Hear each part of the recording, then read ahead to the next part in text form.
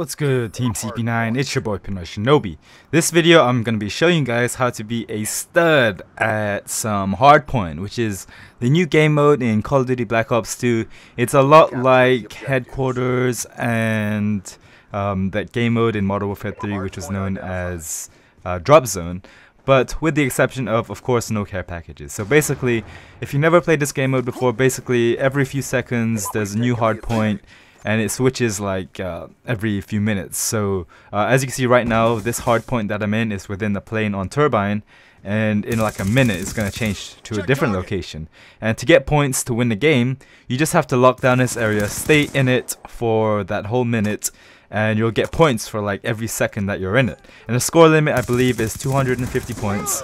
And I think for each player you have in it, you get more points, obviously. So this game mode is also very good for getting XP, because when you're in a hard point and you defend it, you actually get kills while you're in it.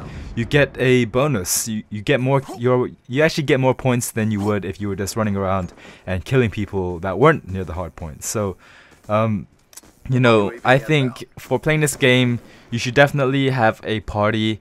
If you're playing the regular hardpoint, definitely have a party of 6 good players that you know, friends or whatever.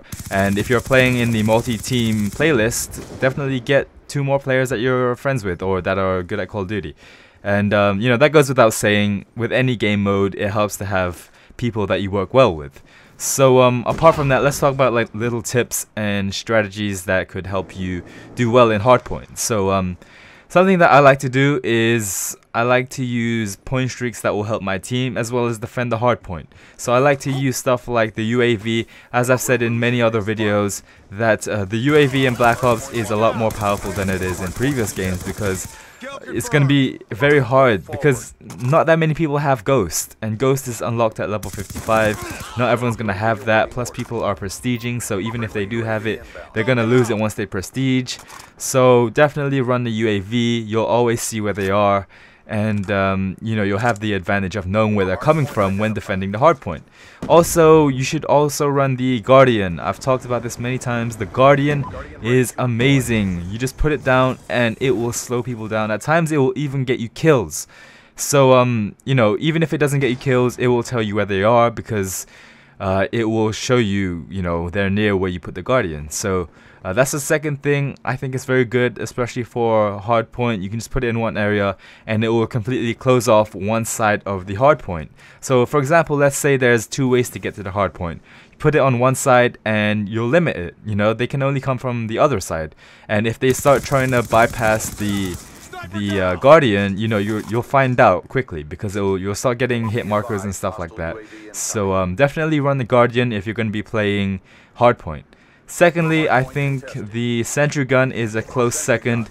It has more points to unlock it or to acquire it, but it's just as good. You know, it does kind of the same thing where it lets you know if an enemy is near, but the sentry gun is more of a killing score streak than the Guardian. So also, good thing with the sentry gun in this game is that you can control it yourself.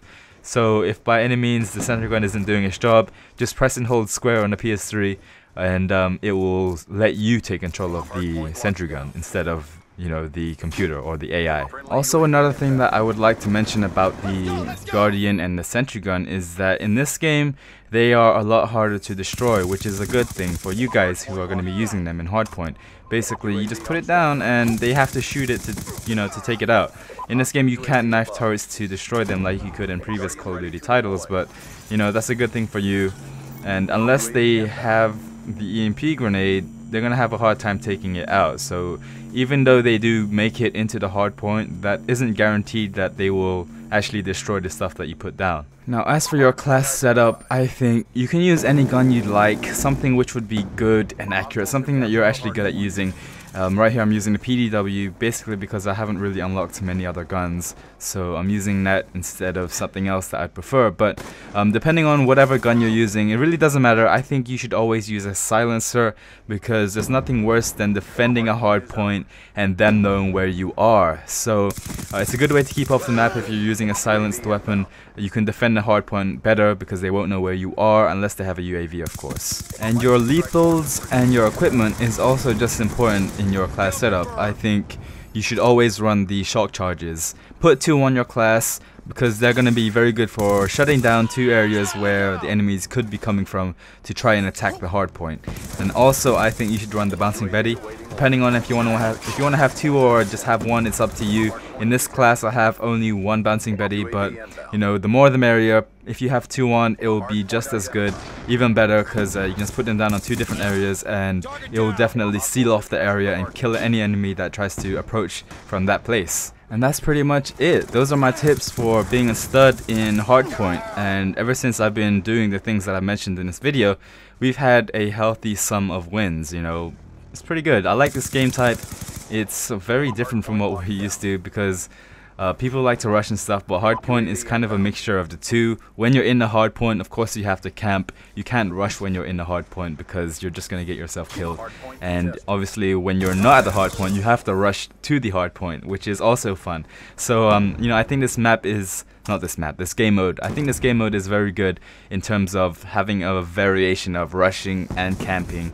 So you know, a lot of people have problems with camping at the hardpoint. They think you're supposed to somehow rush. Like when I play hardpoint, people complain that I defend the hardpoint. Like, what else are you supposed to do? And it's considered camping in the Call of Duty community, which is completely silly, because you're supposed to defend the hardpoint, but people still have this mentality that you should be rushing when you're defending the hardpoint, which to me is kind of crazy. I don't understand that. But anyways, hopefully you guys enjoyed this video. If you have played Hardpoint, let me know what you think of it. And if you're going to use this video or some of the stuff that I told you about in this video, let me know how it works for you. And maybe drop some comments below and stuff like that. And yeah, hopefully you guys enjoyed this video. As you can see in this video, I ended up getting 30 kills and like 16 defense or something crazy like that. So you can tell those guardians and those turrets were doing their job. So yeah, hopefully you guys enjoyed this video, and as always, I will see you guys later. Shinobi signing out. Peace.